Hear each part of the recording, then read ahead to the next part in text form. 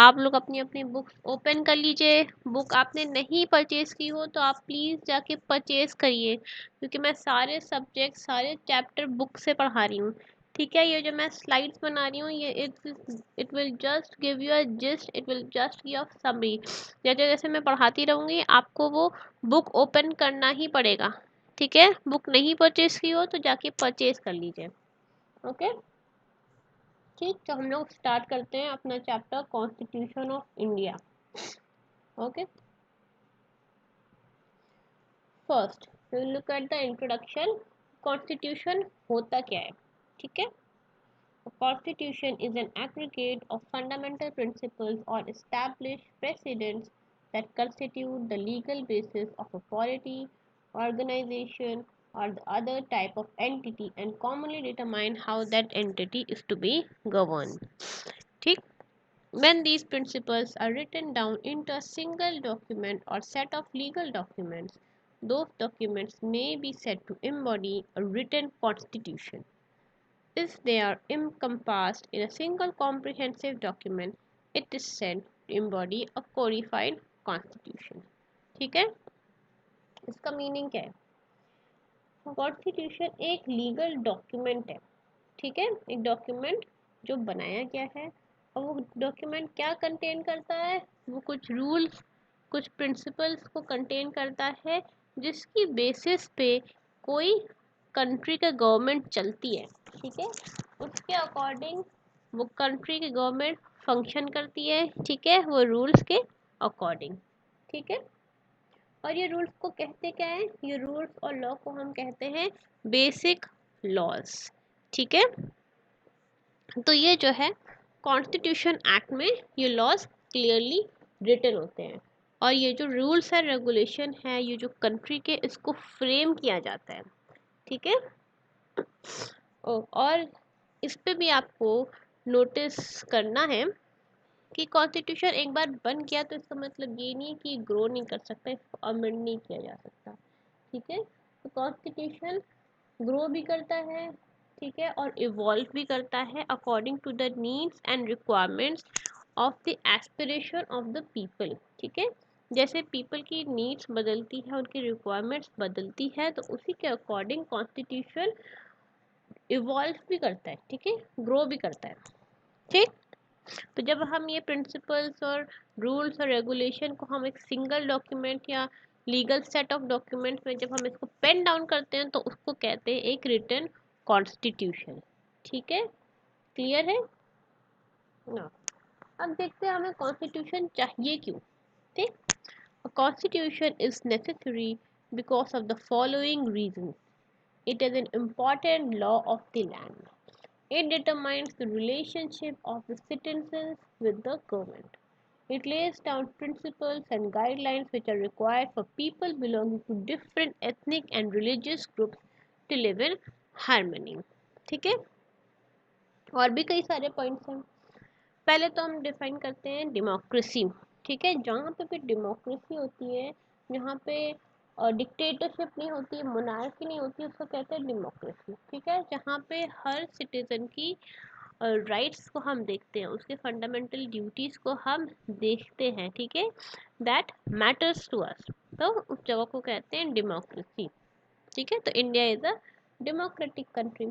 अब इस कॉन्स्टिट्यूशन से हमको पता चलता है किसी कंट्री का फंडामेंटल नेचर।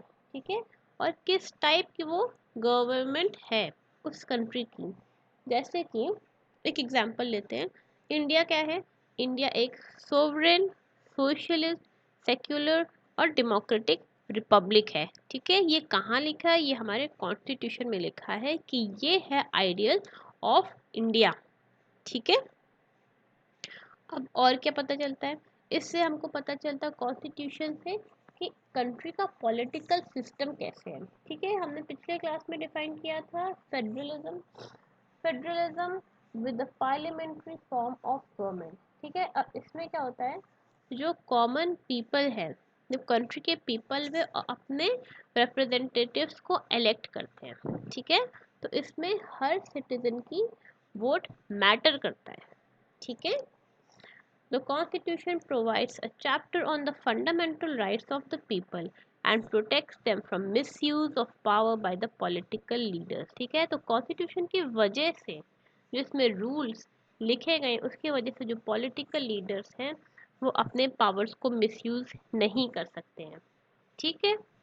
और फोर्थ पॉइंट क्या है, डेमोक्रेसी में जो मेजॉरिटी होती है उसकी तो से सब लेते हैं. ठीक है, लेकिन डेमोक्रेसी की वजह से जो माइनॉरिटीज़ प्रेजेंट है, जहाँ जैसे कि इंडिया में माइनॉरिटीज़ हैं क्रिश्चियन, सिख और मुस्लिम, तो उनका भी हम लोग राइट देखते हैं. ठीक है, उनके भी से हम लोग सुनते हैं, उन लोग का वोट भी मैटर करता है. ठीक है. What is the constituent assembly. ठीक है, चलो हम ये देखते हैं.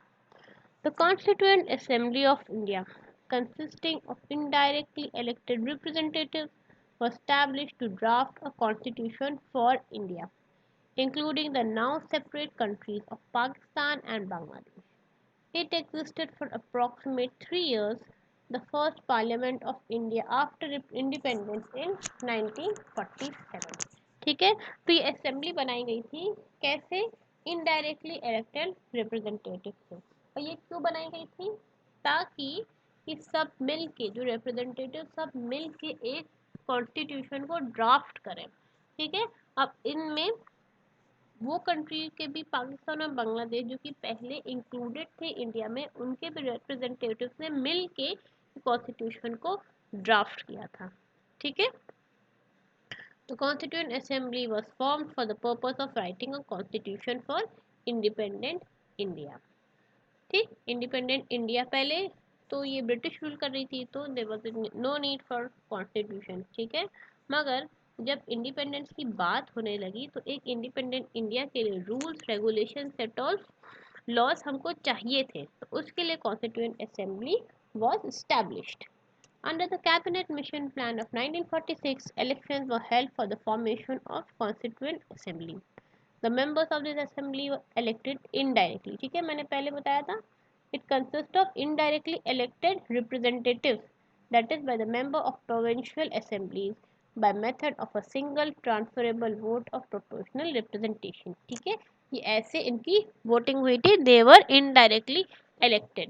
ठीक, तो कॉन्स्टिट्यूएंट असेंबली फॉर्म कब हुई थी, इट वॉज फॉर्म इन 1946. ठीक है, इसकी फर्स्ट मीटिंग हेल्ड हुई थी 9 दिसंबर 1946 में. और प्रोविजनल प्रेसिडेंट थे उसके डॉक्टर सचिदानंद सिन्हा. ठीक है, दिसंबर 11 1946 में डॉक्टर राजेंद्र प्रसाद को इलेक्ट किया गया as president of constituent assembly.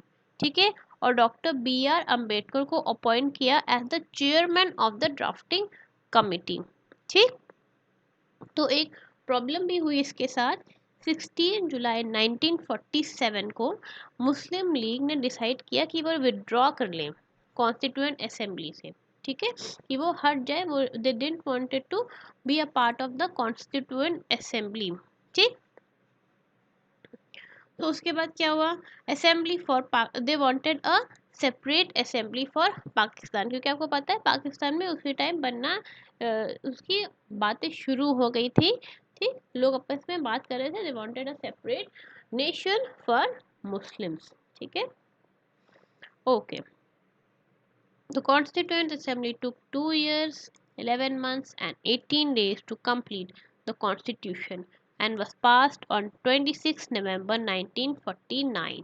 ठीक है, ऑलमोस्ट 2 years 11 months और 18 days लगे, तो ये बनते बनते टाइम हो गया 26 नवंबर 1949, और ये फोर्स में आया 26 जनवरी 1950 ऑन द रिपब्लिक डे. ठीक, okay. Now, let us look at the key features of the Indian Constitution. ठीक, इसके की फीचर्स को हम डिस्कस करते हैं one by one. First is federalism, second is parliamentary form of government, third is separation of powers, fourth is fundamental rights and fundamental duties, secularism, welfare state, and a detailed written constitution. ठीक है, तो ये जो है इसके main points हैं Indian constitution के। ठीक है, पहले हम डिस्कस करते हैं the first one, that is federalism. ठीक, the word federal means the existence of more than one level of government. ठीक है, आप इंडिया में देखो, जैसे हमारे पास यूनियन गवर्नमेंट है सेंटर में, और स्टेट गवर्नमेंट है स्टेट्स में। ठीक है, पंचायती राज आपको मिलेगी विलेजेस में। ठीक, तो ये आप देखो more than one level of government है, ताकि हर पर्सन के हम वॉइस को सुन सके, उसको रजिस्टर कर सके। ठीक, तो ये सारी जो three types of government, three level of government है, वो अपने अपने पावर और फंक्शंस को एक्सरसाइज करते हैं। ठीक, किसके according? According to the provisions of the constitution. ठीक है, I hope federalism is clear. It means existence of more than one level of government. Second, parliamentary form of government. ठीक है, इसमें क्या होता है, जो पीपल है, जो कॉमन सिटीजन्स है, वो अपने रिप्रेजेंटेटिव्स को इलेक्ट करते हैं। ठीक है, और वो रिप्रेजेंटेटिव करते हैं governance on the behalf of the people. ठीक, अब इंडिया में there are two sets of elected representatives, एक है स्टेट लेवल पे और एक है नेशनल लेवल पे। ठीक है, नेशनल लेवल पे हमारे पास टू हाउसेस हैं, लोकसभा और Rajya Sabha. Lok Sabha is known as the lower house and Rajya Sabha is known as the upper house. ठीक है, members of Lok Sabha are elected by people through direct voting. ठीक है, लोकसभा के लोगों के लिए डायरेक्ट वोटिंग होती है, मगर राज्यसभा के लोगों के लिए देर इज इनडायरेक्ट वोटिंग। ठीक, तो ये हो गया हमारे नेशनल लेवल पे। अब स्टेट लेवल पे देखते हैं, स्टेट में होता है विधानसभा और लेजिस्लेटिव असेंबलीज। ठीक है, और members of Vidhan Sabha are elected by people, that is by direct voting. कुछ स्टेट्स में हमारे विधान परिषद ऑल्सो होता है। ठीक है, कहीं पे विधानसभा होता है, ज़्यादातर जगह विधानसभा है और लेजिस्लेटिव असेंबली, मगर हमें कुछ स्टेट पे विधान परिषद भी मिलेंगे, which is similar to the Rajya Sabha. ठीक है, this completes parliamentary form of government. Third, separation of powers. ठीक, इसमें क्या है, कॉन्स्टिट्यूशन ने डिवाइड किया है। ठीक है, स्टेट को थ्री ऑर्गन्स में। अब वो थ्री ऑर्गन्स क्या है, लेजिस्लेचर, एग्जीक्यूटिव और जुडिशरी। ठीक है, तो लेजिस्लेचर ऑफ इंडिया को हम क्या कहते हैं, पार्लियामेंट, जो कंसिस्ट करता है प्रेसिडेंट से और टू हाउसेस से, जो कि है राज्यसभा और लोकसभा। ठीक, और एग्जीक्यूटिव में क्या होता है, एग्जीक्यूटिव इम्प्लीमेंट करते हैं लॉज, जो कि लॉज दिए गए हैं कॉन्स्टिट्यूशन में, वो उनको इम्प्लीमेंट करते हैं ताकि गवर्नमेंट रन कर सके। ठीक है, और जुडिशरी क्या होता है, थर्ड, वो ऑर्गन है जो कि डिस्प्यूट्स को सेटल करते हैं, that is related to constitutional matter. कोई भी कॉन्स्टिट्यूशन से रिलेटेड कोई डिस्प्यूट होगा वो उसको सेटल करते हैं। ठीक है, तो ये क्लियर हो गया, कॉन्स्टिट्यूशन डिवाइड होता है थ्री ऑर्गन्स में, ये होता है सेपरेशन ऑफ पावर। वो थ्री ऑर्गन्स है लेजिस्लेचर, एग्जीक्यूटिव और जुडिशरी। ठीक है, ये इनको थ्री ऑर्गन्स में इसलिए डिवाइड किया गया है ताकि हर एक पे चेक रख सके। ठीक है, they can keep check on each other and can prevent the misuse of power by any branch of the state। ठीक है, misuse of power के लिए और misuse of power से बचाने के लिए, सॉरी, और ताकि ये लोग एक दूसरे पे चेक रख सकें। ठीक है, that they are working properly। ठीक, now fourth, fundamental rights and fundamental duties. Constitution में 7 फंडामेंटल राइट्स हैं। अब इसमें कौन कौन से राइट्स हैं, it includes right to equality, right to freedom, right against exploitation, right to freedom of religion, cultural and educational rights, right to education and right to constitutional remedies. ठीक है, detail में हम इसके बारे में we will talk about it later, अभी आप बस इसके नेम जान लो। ये सारे राइट्स इन्फोर्सेबल हैं by courts of law and are protected by the judiciary. ठीक है। फंडामेंटल राइट्स के अलावा 10 फंडामेंटल ड्यूटीज भी दी जाती हैं जो कि सिटीजन्स को दी जाती हैं। ठीक है। उनमें से 3 डिस्कस कर लेते हैं। First is to abide by the constitution, आपको कॉन्स्टिट्यूशन के अकॉर्डिंग चलना है, and respect its ideal and institution, national flag और नेशनल एंथम, इसकी रिस्पेक्ट आपको करनी है। ठीक है। नेशनल फ्लैग की, नेशनल एंथम की, कॉन्स्टिट्यूशन के आइडियल्स की और इंस्टीट्यूशंस की। ठीक है। First fundamental duty. Second is to cherish and follow the noble ideals which inspired our national struggle for freedom. Third, to uphold and protect the sovereignty, unity and integrity of India. ये कुछ fundamental duties है that is imposed on every citizen of India. ठीक है। No, fifth point that is secularism. अब आपको पता है India is a secular country. ठीक है। यहाँ पे सारे रिलीजन्स को फ्रीडम है कि वो अपने रिलीजन को, अपने फेथ को वो फॉलो कर सकते हैं। ठीक है। उनका डिस्क्रिमिनेशन नहीं होगा on the basis of their religion, on the basis of their faith. ठीक है। यहाँ पे पॉलिटिक्स और रिलीजन अलग अलग है। यहाँ पे हर सिटीजन को फ्रीडम है कि वो अपना प्रैक्टिस करे और अपना रिलीजन को प्रोफेस कर सकते हैं। ठीक है। Sixth point, India is a welfare state. अब वेलफेयर स्टेट क्या होता है? अ welfare state is a state which performs functions for the benefit of the people like education, public health, agriculture, parks, libraries etcetera. ठीक है। ये एक ऐसा state है जो कि सिटीजन्स की के बेनिफिट के लिए काम करता है। ठीक है। जैसे एजुकेशन सेक्टर हो गया, पब्लिक सेक्टर हो गया, पार्क्स हो गए, लाइब्रेरीज बनाना हो गया, तो ये सब बेनिफिट ऑफ द पीपल के लिए होता है। ठीक है। As a welfare state, India is committed to the welfare and development of the people, particularly the vulnerable sections SCs and STs। SCs and STs क्या है? Scheduled caste and scheduled tribe. तो ये backward, they are backward tribe and backward people, तो इनकी welfare के लिए India has given them reservation in many sector. ठीक है। तो you can say India is a welfare state. Now, the seventh key feature is the last one is a detailed written constitution। ठीक है। The Constitution of India is the most detailed document। ठीक है। इसमें बहुत detail से हर law, हर rules and regulations लिखे गए हैं, पेन डाउन किए गए हैं। It is one of the best in the world and is a living document। ठीक है। लिविंग डॉक्यूमेंट का क्या मतलब है? It means something that has real meaning in everybody's life. ठीक है। ये कोई